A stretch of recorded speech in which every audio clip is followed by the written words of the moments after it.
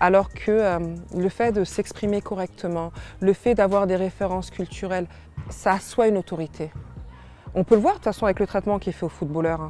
Ils peuvent être des grands champions, ils peuvent avoir des millions d'euros sur leur compte en banque. Ça n'empêchera pas justement d'avoir cette condescendance de classe, ce mépris de classe quand on parle d'eux.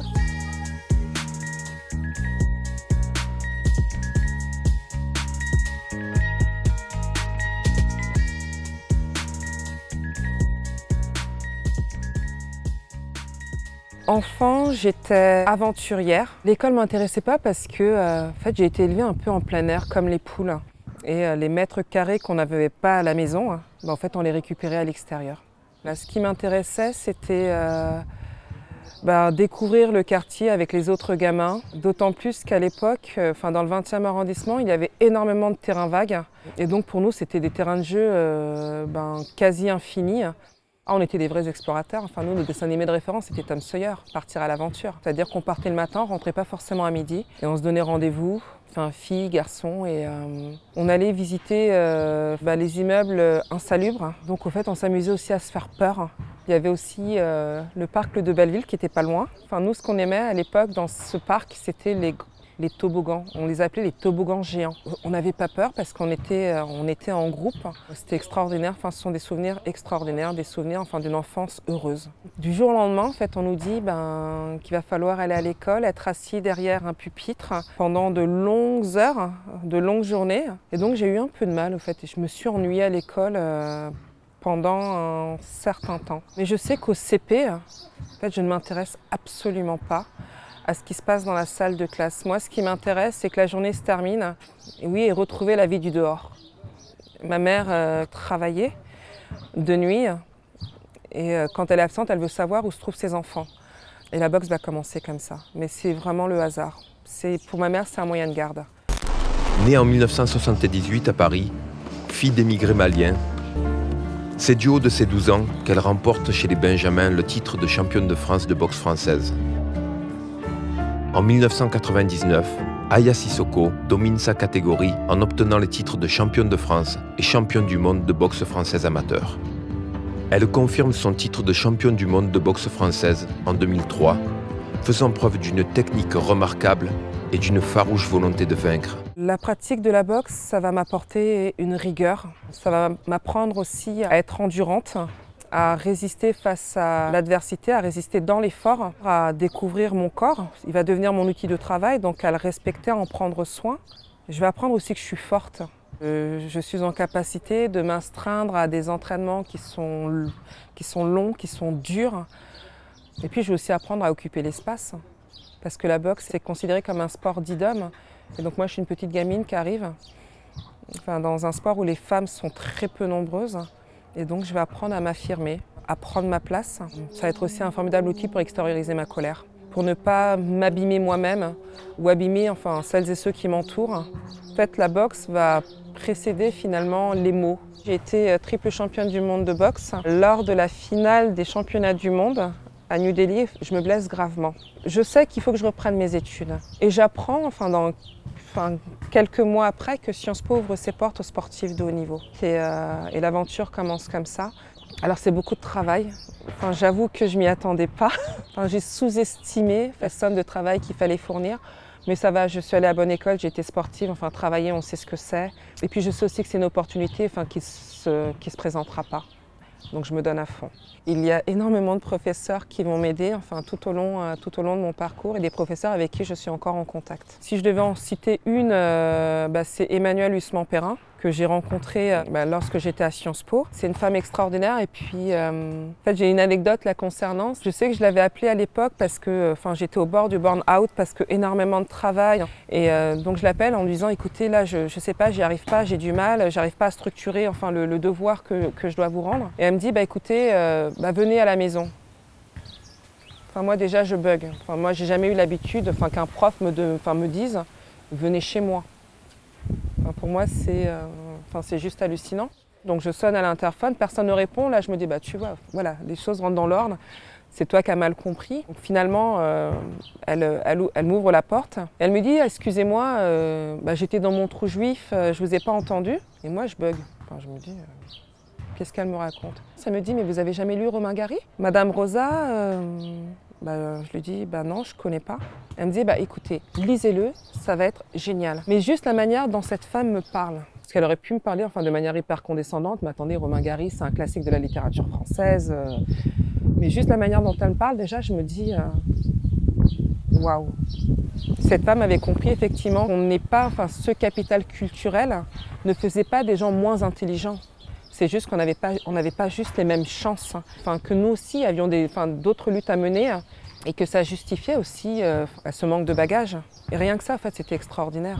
Ça m'a confortée dans le fait que j'étais légitime à être dans ce type d'établissement. C'est-à-dire que dans un premier temps, en fait, j'ai tendance à frôler les murs parce que je ne me sens pas à l'aise, parce que ce ne sont pas mes codes. Ce sont aussi des élèves qui se meuvent avec tellement d'aisance, en fait, ils sont chez eux. Et au fur et à mesure de nos discussions, de nos échanges, en fait, des travaux aussi que l'on va rendre, je me rends compte en fait, que j'ai rien à leur envier à ces jeunes.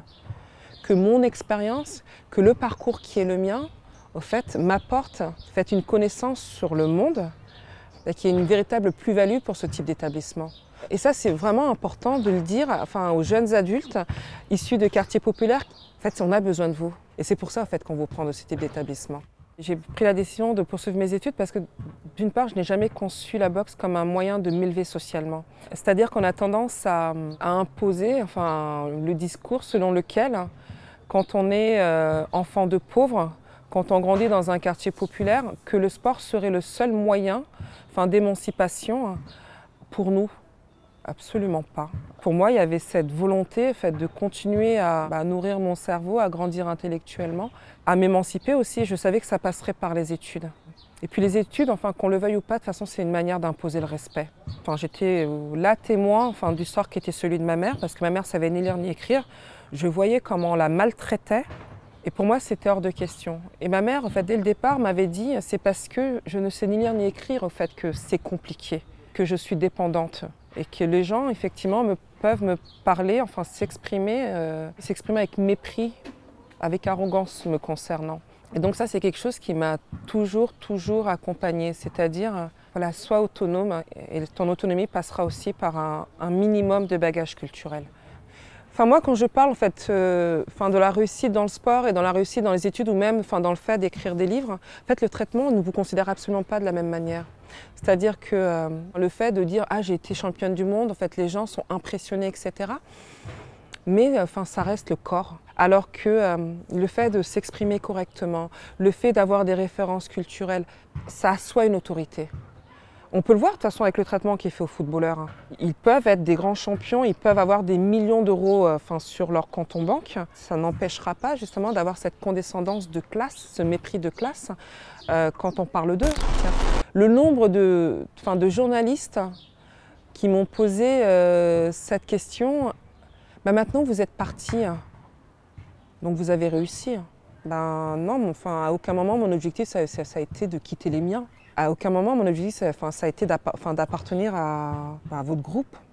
Les miens, ce sont les miens. Et jusqu'à la mort, ça restera les miens. À un moment donné, quand tu réussis, il y a le risque, effectivement, que tu leur tournes le dos.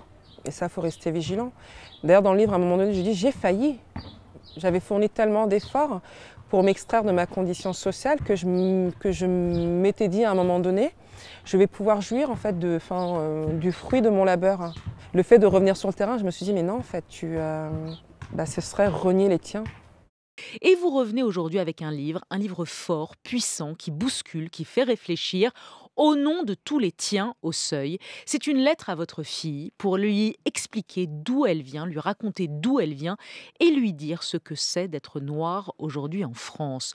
L'important est que tu retiennes que tu n'es pas l'enfant de rien ni de personne. Ma mère n'avait de cesse de me répéter justement tu n'es pas l'enfant de rien ni de personne, pour que jamais finalement je ne doute de mon humanité, de ce que je suis. On est considéré en tant que la fille de parents maliens, on est considéré comme des pièces rapportées. Nos histoires ne sont racontées quasi nulle part. À l'école, nos histoires sont juste effleurées. Et ça c'est essentiel Il est essentiel que les parents racontent à leurs enfants qui ils sont, d'où ils viennent. Qu'est-ce qui justifie qu'ils sont présents sur le territoire hexagonal et dire qu'ils sont légitimes à l'être, qu'ils ne doivent rien à personne et qu'ils n'ont pas à s'excuser d'être là. Le principe d'assimilation en France, d'une certaine manière, sous-tend que l'on rejette ce que sont intrinsèquement nos parents. Et donc d'une part, je dénonce déjà ce principe, parce qu'il nous oblige, d'une certaine manière, à avoir honte aussi de nos parents, de ce qu'ils sont, de l'héritage qui est le leur, de la langue même qu'ils parlent, de la manière dont ils s'habillent. Et pour moi, c'est hors de question. Et c'est pour ça que je le dis, je le verbalise, j'ai eu honte de ma mère. Mais ce que je dis aussi, c'est que ce n'est pas de notre faute. Par contre, il va falloir travailler à dénoncer ce principe d'assimilation, revendiquer ce que l'on est et en être fier. J'en ai pris véritablement conscience après la sortie du premier livre, Dambé, où je me retrouve sur ce plateau télé. Et donc il y a cet homme politique qui fait de moi un exemple d'intégration, un exemple d'assimilation, mais tout en niant le rôle de mes parents. Finalement, il y a une prise de conscience en me disant mais si j'en suis là, c'est grâce à ma mère. C'est pas grâce à l'institution. C'est elle qui a trimé jusqu'à mourir prématurément. Ma mère est une figure sacrificielle, mais comme énormément de femmes et d'hommes de sa condition. Oui, on confisque les mérites des miens. À aucun moment, on ne parle de leur dignité, des luttes qui sont les leurs quotidiennement.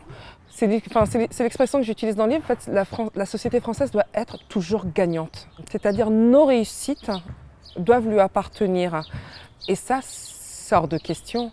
La transmission fondamentale, de toute façon, chez moi, c'est la dignité, c'est le dambé. Parce que pour ma mère, il fallait jamais s'en départir. Jamais. Jamais personne ne devait te faire douter de ce que tu es, de ton humanité, de ce que tu vaux. Ne jamais courber les chines dans l'adversité et surtout ne pas leur donner raison. C'est-à-dire que très tôt, ma mère avait conscience on n'attendait rien de nous. Et que même si on échouait, ça rentrait dans l'ordre des choses. Et donc pour elle, c'était personne ne peut t'obliger à être ce que tu n'es pas. Garde ça en tête. Dans tout ce que tu feras, peu importe où tu évolueras, personne ne peut t'obliger à être ce que tu n'es pas. Et moi, c'est quelque chose qui m'accompagne encore aujourd'hui et que j'espère transmettre à ma fille.